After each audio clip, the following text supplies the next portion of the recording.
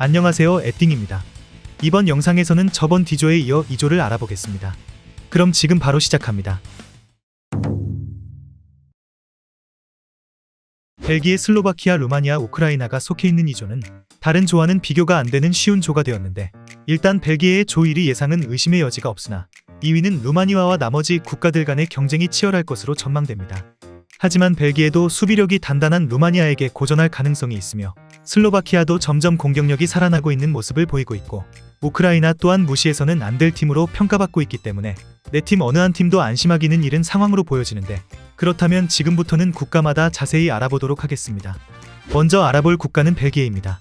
그동안 벨기에는 황금세대라는 말이 무색하게도 우승은커녕 결승 진출도 못해보면서 황금세대가 아닌 도금세대다운 모습만을 보여온 팀이었습니다. 2018 러시아 월드컵 외에는 매번 8강에서만 머물렀고, 결국 노세화로 2022 카타르 월드컵에서는 조별리그 탈락하면서 최근 메이저 대회 성적이 좋지 못한 상황이다 보니 이번 대회를 통해 만회할 수 있을지 귀추가 주목되고 있습니다. 벨기에 대표팀을 지휘하고 있는 도메니코 테데스코는 1985년생의 젊은 감독으로 독일 무대에서 장기간 활약하다가 작년 전임 감독 로베르토 마르티네스의 후임으로 부임해 대표팀으로 첫 메이저 대회를 나서게 된 감독입니다. 황금세대 선수들은 나이가 들거나 은퇴한 상황이라 테데스코에게는 성적과 세대교체라는 미션이 주어지게 되었는데, 과연 두 마리 토끼를 모두 잡아낼 수 있을지 지켜봐야겠습니다. 이번 대회 벨기에의 베스트 11을 예상해본다면 테데스코 감독은 4-3-3 포메이션을 사용할 것으로 예상되며, 골키퍼에는 쿤 카스테일스가 장갑을 낄 것으로 보입니다. 양쪽 풀백에는 카스타뉴와 테아테가 나올 것으로 보이며, 센터백에는 베르통원과 파스가 설 것으로 보입니다. 그리고 오나나, 망갈라, 데브라위너가 중원을 책임질 것으로 보이고, 양쪽 윙에는 도쿠와 루케바키오가 나설 것으로 보이며, 최전방 스트라이커에는 루카쿠가 낙점받을 것으로 예상됩니다. 그렇다면 이번 대회 벨기에의 키플레이어를 각 포지션마다 뽑아보자면, 우선 골키퍼에서는 볼프스부르크 소속의 쿤 카스테일스입니다. 벨기에 주전 골키퍼였던 쿠르투아가 전방 십자인대 부상을 당하면서 시즌 아웃된 가운데 벨기에의 골키퍼 경쟁은 카스테일스와 셀스의 경쟁 구도로 잡히고 있는 상황이죠. 하지만 셀스보다 카스테일스가 더 안정적인 모습을 보이고 있어 이번 대회는 카스테일스가 선발로 나올 가능성이 높아 보이는데, 과연 멋진 선방을 보여줄 수 있을지 지켜봐야겠습니다. 다음 수비수에서는 안데르흐트 소속의 얀 베르통원입니다. 베르통원은 어느새 베테랑 수비수가 되어 자국 무대로 돌아왔지만 대표팀에서는 여전히 주전으로 활약하고 있는 선수입니다. 테아테와 파스를 보좌하는 역할을 수행하며 후방에서 안정적인 모습을 보여주고 있는 베르통원은 때때로 득점을 기록하는 등 여전히 좋은 활약을 펼치고 있어 이번 대회에서도 안정적인 수비를 보여줄 것으로 예상됩니다. 다음 미드필더에서는 맨체스터 시티 소속의 케빈 데브라위너입니다. 데브라위너는 현재 벨기에 대표팀의 주장이자 현 EPL 최고의 미드필더로 평가받는 선수입니다. 부상으로 유로 출전이 좌절될 뻔하기도 했지만 금방 복귀하면서 무난히 출전할 것으로 보이는 데브라위너는 지난 카타르 월드컵에서는 아쉬운 경기력을 보여주었기에 이번 유로에서는 사력을 다해 경기에 임할 것으로 보입니다. 다음 공격수에서는 AS 로마 소속의 로멜루 루카쿠입니다.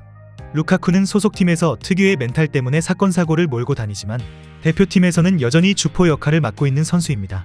이번 유로 예선에서 물오른 득점력을 보여주면서 그 득점력을 본선에서도 보여줄 수 있다면 벨기에의 창끝은 더 단단해질 것으로 보이며, 본선에서 A매치 100골의 금자탑을 쌓을지도 관건인데 이번 대회 그의 활약을 주목해보시면 좋을 것 같습니다. 이렇게 벨기에의 현재 상황 및 전력을 알아보았는데, 벨기에는 무난히 조 1위로 16강에 진출할 것으로 보이며 새로운 감독 테데스코와 함께 어떤 성적을 거둘지 지켜봐야겠습니다. 다음으로 알아볼 국가는 슬로바키아입니다. 슬로바키아의 대표적인 선수였던 마렉 함식이 은퇴했지만 그럼에도 이번 유로 본선에 진출하였고, 지난 대회에서는 조 3위로 탈락했지만 이번 대회에서는 어떨지 기대를 모으고 있는 상황입니다. 예선에서 초반 경기를 제외하면 매 경기마다 실점을 하긴 했지만 준수한 수비력을 보여주었고, 포르투갈을 상대로 2골을 넣을 정도로 점차 공격력이 살아나고 있다는 평을 듣고 있어 이번 대회에서 이변을 쓸 수 있을지 귀추가 주목되고 있습니다.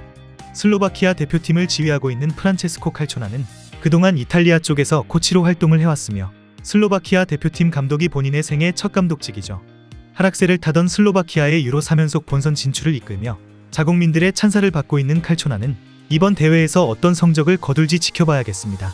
이번 대회 슬로바키아의 베스트 11을 예상해본다면 칼초나 감독은 4-3-3 포메이션을 사용할 것으로 예상되며, 골키퍼에는 마르틴 두브라프카가 장갑을 낄 것으로 보입니다.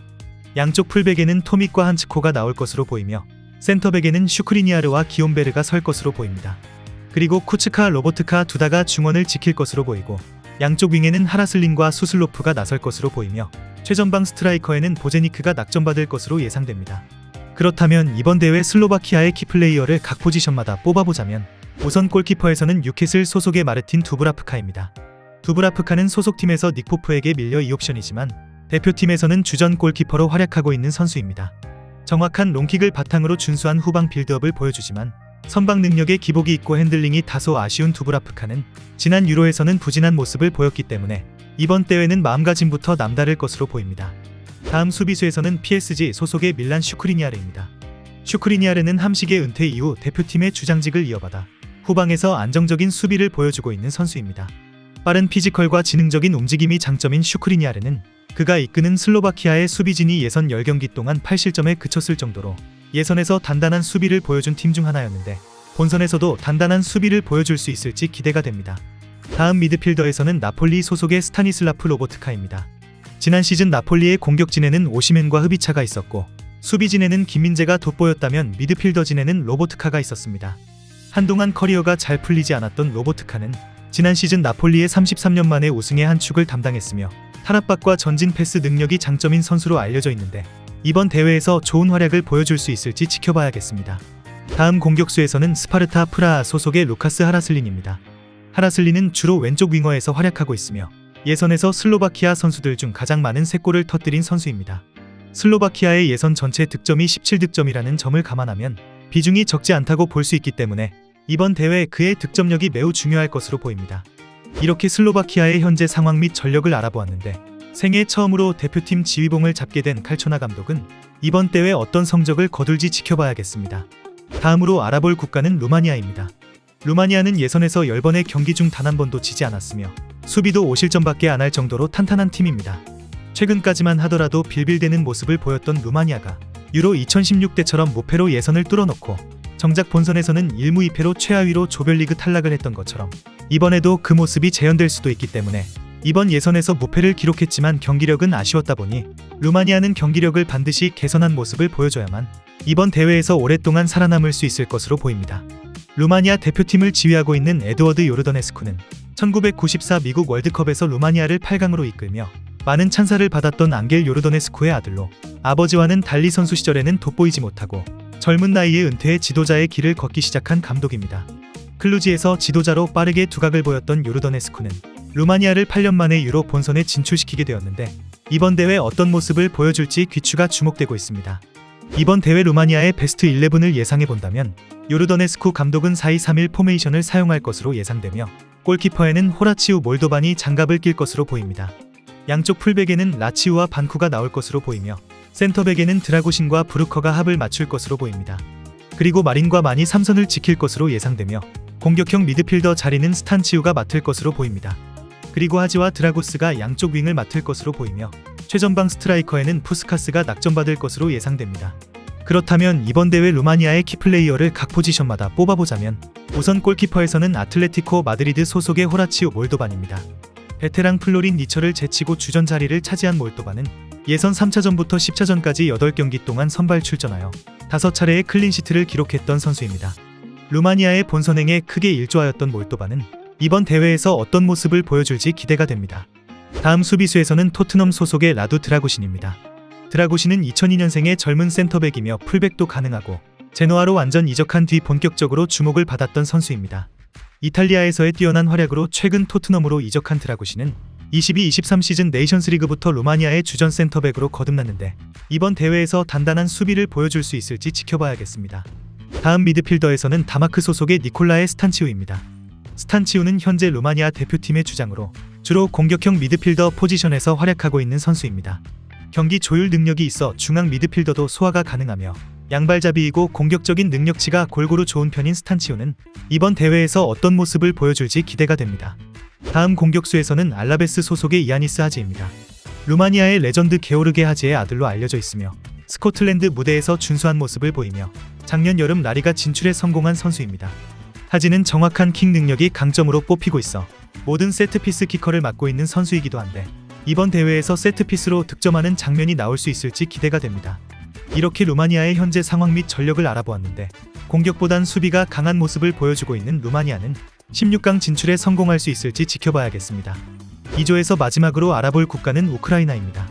우크라이나는 전쟁의 상처와 죽음의 조를 뚫고 플레이오프에 진출하여 패스 B에서 전력 자체는 가장 강하다고 평가를 받았으나 막상 선제 실점 후 역전승을 거두는 패턴으로 간신히 본선에 진출하였죠.